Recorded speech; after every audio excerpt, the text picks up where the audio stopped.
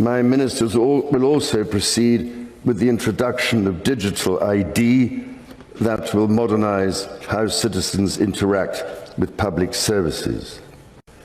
My ministers will also proceed with the introduction of digital ID that will modernise how citizens interact with public services. Another place that India leads, but there's a lot more that all of you can be involved in driving forward, is this digital public infrastructure. You know, no country is more able to take government benefits and get them out efficiently and effectively to their citizens than India. You know, you would have expected rich countries or others to do that, but in fact, they did not.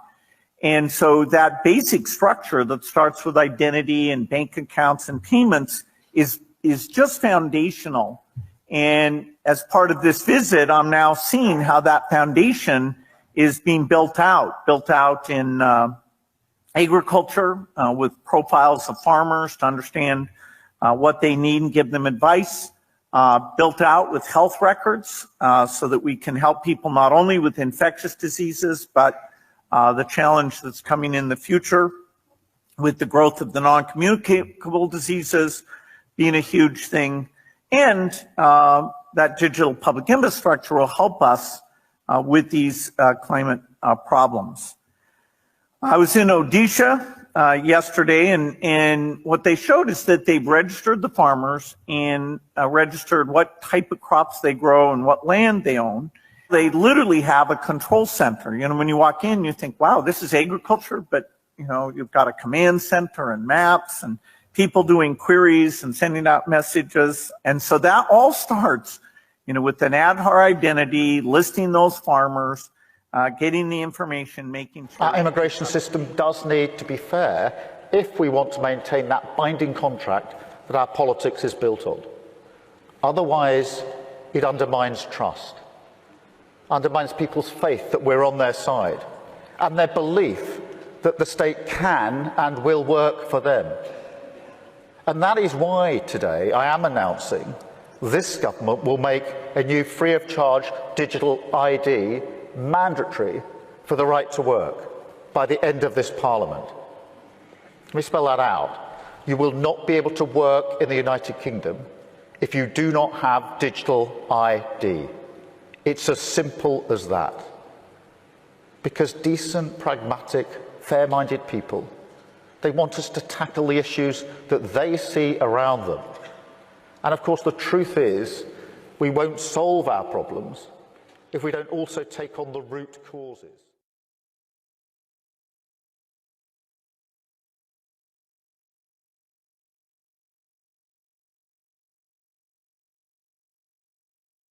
We're all well aware of the risks in handing our data to companies like Optus and Medibank, but what if you never had to reveal your address ever again? New South Wales is leading the way with a one-stop shop, allowing us to prove and protect our identity once and for all. It's personal, private, privileged and prized by hackers. We've seen what happens in relation to Optus and Medibank. Now, new ways for a new world to give the power back to the people. What we're rolling out in New South Wales is world-leading technology. A digital identity that means you'll never have to hand over your data again. It works like this. You'll use an app to scan your passport, licence, Medicare card. They're cross-checked with databases to ensure they're yours and then appear on your phone as verified ID. You then have control over what you share and with whom, revealing only part or all of a document when required, meaning you'll be able to prove a valid licence without showing your address. All they need to know is that you are real and that you're authorised to drive. Or confirm you have Medicare while keeping your number unknown. Those numbers, as we've seen in the recent spate of attacks, will not be shared. The personal data is kept only on the personal device, never held by the government or a private company. When you decentralise and you put the information in the power of the individual, it's far safer. The technology will be optional for users, but not for companies and businesses, with the government set to make it illegal not to recognise the ID. Ultimately, we will need legislation to make sure that the companies play ball and that they accept this. Amelia Brace, 7 News. China's new COVID health code has been accused of being a new tool for monitoring Chinese people. On Thursday, November 10th, China released the 14th five-year plan for national health informatization to speed up the national health informatization construction. According to that plan, by 2025, China will have in place a National Health Information Platform Support and Guarantee System with unified authority and interconnection. According to the plan, the authorities would have full monitoring of every resident's health information, and each person would have an electronic health code for himself or herself. Since the pandemic began, China has strictly imposed and maintained a zero-COVID policy. It is a measurement accused of limiting the movement and freedom of Chinese people using the electronic health code. Electronic health is often compared to an electronic shackle. With the latest announcement, Chinese netizens are worried they would have to wear such a shackle for another 3 years. There are 3 types of health codes: red, yellow, and green. Rules for health codes are different in each province or city. But Hangzhou City in Zhejiang province stated that red codes mean quarantine for 14 days, yellow codes mean quarantine for 7 days, and green codes mean no restriction. Some Chinese local governments use yellow or red codes to restrict people from traveling or force them into quarantine. Some places use yellow codes on a large scale to force people to take nucleic acid tests. Some places use red codes to control dissidents or rights activists. According to some analysts, China's zero-COVID policy is not to curb the pandemic, but to tighten social control. This is one of the negative sides of the health code. One video shows a scene on the street of Wuhan City on Thursday, November 10th. A seriously ill person lying on the road was not allowed to enter the hospital just because he had a yellow code. So let's have a digital health certificate acknowledged by WHO. If you have been vaccinated or tested properly, then you can move around. So for the next pandemic, instead of stopping the movement of the people 100%, which clogged the economy globally, you can still provide some movement of the people.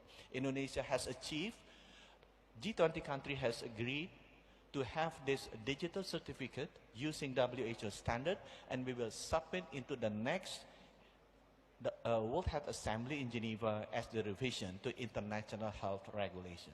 So hopefully for the next pandemic, we can still see some movement of the people, some movement of the goods, and movement of the economy. That our 3 organizations, Hyperledger Foundation, Finos, and Digital Dollar Project, we've really seen this need for open collaboration, open development in the central bank digital currency space and the research and projects that are happening. So for this reason, we're coming together to start an initiative, the Open Digital Currency Initiative, to promote open source collaboration and governance in the CBDC space. Our aim is to promote the open collaboration development of central bank digital currencies involving all kinds of stakeholders, not just central banks, but those who are helping central banks and anyone else who's involved in this space, so that we can develop really publicly shared resources and avoid duplicating efforts. From our perspective, we really think that most CBDCs are going to be quite similar. Months ago, we presented our vision for Europe's digital transformation by 2030. It is about where we want to go and who we want to be. Europe is a front runner here and can set standards at the global level. We want to offer to Europeans a new digital identity. An identity that ensures trust and protects users online. We are about to present our proposal. It will allow everyone to control their identity online and to interact with governments and businesses across the European Union. Nobody should be forced to give more data away than is necessary for the purpose at hand. Ladies and gentlemen, I wanted to mention these examples because they showcase our digital ambition. This is about who we want to be as Europeans. And to capture this better, we will formulate a set of digital principles, such as access for all to the internet. We then want to enshrine these principles in a solemn declaration by the European Parliament, the Council and the Commission. Europe's digital principles shall guide our actions and initiatives. I already mentioned digital identity. Another example is artificial intelligence. Just a few weeks ago, we proposed our new legal framework on AI. It is the first such framework worldwide. It puts the individual at the center, and it will ensure that people's safety and fundamental rights are protected. AI is yet another example of our ambition. We embrace new technologies, but we stand by our values, by setting new standards for our single market and by inviting others around the globe to follow. We must ensure that the digital transformation of our democracies has a purpose and that no one is left behind. And I know that also the European Parliament is very engaged in promoting our values and principles in the digital space. So I am very pleased to see that our objectives are very much aligned. And even beyond, as we seek to set standards at the global level, we sense a lot of interest among our international partners. By 2030, we want, for example, 20 million IT specialists to be employed in the European Union. Second, infrastructures. By 2030, we want gigabit connectivity for all households and 5G in all cities and villages. Third, the digital transformation of businesses. By 2030, 3 out of 4 companies should use cloud, big data and AI.